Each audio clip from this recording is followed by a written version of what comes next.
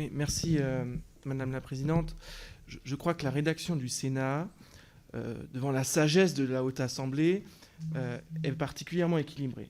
De quoi parle-t-on? On parle tout de même de ces mesures que maintenant les Français connaissent bien, même si le flou de leur mise en place constitue toujours et de façon permanente une période de tension, d'incompréhension, parfois plus par l'incompréhension de la précision de la mesure, qui est très très floue, que par le choix de la mesure elle-même.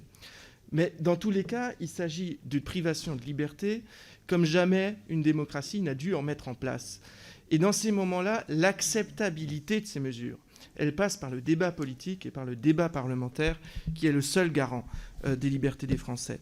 Donc les dates qui sont proposées par le Sénat me semblent tout à fait cohérentes. La première, c'est de dire 31 janvier au plus tard pour cet état d'urgence. Et on revoit après. S'il le faut, on revote. On a démontré qu'on est capable de se mobiliser très vite, de voter très vite.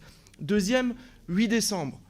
Et on ne dit pas, après le 8 décembre, on doit arrêter le confinement, on doit arrêter le couvre-feu. On dit, après le 8 décembre, on veut un débat parlementaire avec un vote et pas simplement une prise de parole du Premier ministre pour garantir, finalement, d'un point de vue démocratique, la prise de ces mesures. Et puis, troisième élément, la question des commerces. Je crois que c'est essentiel aujourd'hui que nous abordions ce sujet.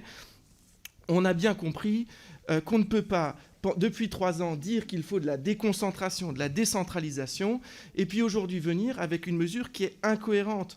Les petits commerces ont, pour la quasi-totalité d'entre eux, démontré qu'ils sont capables de gérer le fonctionnement de leur activité dans la sécurité sanitaire. Il faut que ce soit des autorités locales qui puissent décider de leur ouverture ou non. C'est ce travail qu'a fait le Sénat, c'est ce travail que, monsieur le rapporteur, vous voulez balayer d'un revers de la main.